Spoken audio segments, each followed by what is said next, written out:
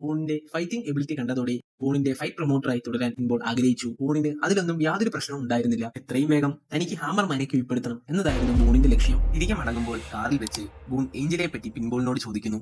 എന്നാൽ ഏഞ്ചലയെ തൊടാൻ നിൽക്കേണ്ട, അപകടമാണ് എന്നായിരുന്നു പിൻബോളിന്റെ മറുപടി. പിന്നാലെ ഏഞ്ചലയെ പറ്റി വിശദീകരിക്കുന്നു പിൻബോൾ.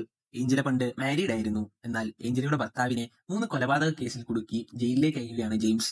ജയിലിൽ വെച്ച് ഏഞ്ചലയുടെ ഭർത്താവിനെ കൊലപ്പെടുത്തുന്നു. ഏഞ്ചല ജെയിംസിന്റെ കസ്റ്റഡിയിലായിരുന്നു. ഏഞ്ചല ഗർഭിണിയാണെന്നറിഞ്ഞപ്പോൾ ഗർഭഛിദ്രം നടത്താൻ ജെയിംസ് ഏഞ്ചലയെ നിർബന്ധിച്ചു.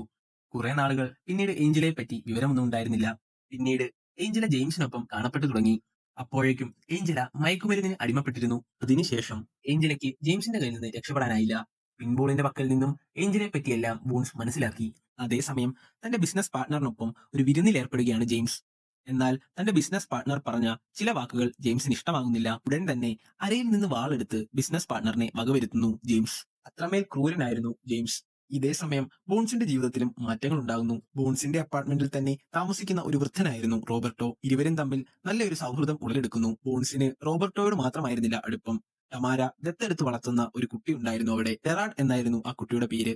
അന്ന് രാത്രി പിൻബോൾ ബോൺസിനെ ഒരു അണ്ടർഗ്രൗണ്ട് ഫൈറ്റിംഗ് അറീനയിലേക്ക് കൊണ്ടുപോകുന്നു. അവിടെ ഫ്രോഡ് കാണിക്കുന്ന ഒരു ഫൈറ്റ് പ്രൊമോട്ടർ ഉണ്ടായിരുന്നു. അയാളെ ഒരു പാഠം പഠിപ്പിക്കണം എന്ന ഉദ്ദേശത്തിലാണ് പിൻബോൾ ബോണിനെ കൊണ്ടുപോയത്. അന്ന് നടന്ന ഫൈറ്റിംഗ് അറീനയിൽ ബോൺസ് കുറെ ഫൈറ്റർമാരെ ഫൈറ്റ് ചെയ്ത് കീഴ്പ്പെടുത്തുന്നുണ്ട്. അതിനുശേഷം അണ്ടർഗ്രൗണ്ട് ഫൈറ്റിംഗ് അറീനയിൽ ബോണിന്റെ പേരും ഉയർന്നു കേൾക്കാൻ തുടങ്ങി. പിന്നീട് അടുത്ത ദിവസങ്ങളിൽ നടന്ന ഫൈറ്റിലും എതിരാളികൾക്ക് ബോണിനെ കീഴ്പ്പെടുത്താനായില്ല. അതിനാൽ തന്നെ ബോണും പിൻബോളും ധാരാളം പണമുണ്ടാക്കി.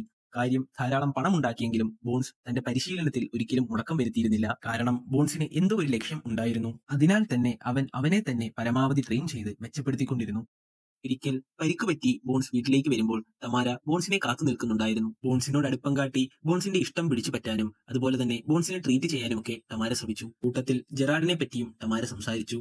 ജെറാഡ് എപ്പോഴും ഒറ്റപ്പെട്ടിരിക്കുകയാണെന്നും അവനെ എങ്ങനെയെങ്കിലും സന്തോഷവാനാക്കണമെന്നും തമാര ബോണിനോട് ആവശ്യപ്പെട്ടു. അടുത്ത ദിവസം ആ ദൗത്യം ബോൺസ് ഏറ്റെടുത്തു. ജെറാഡിനെ മാർഷ്യൽ ആർട്സ് പഠിപ്പിക്കാൻ ബോൺസ് ആരംഭിച്ചു.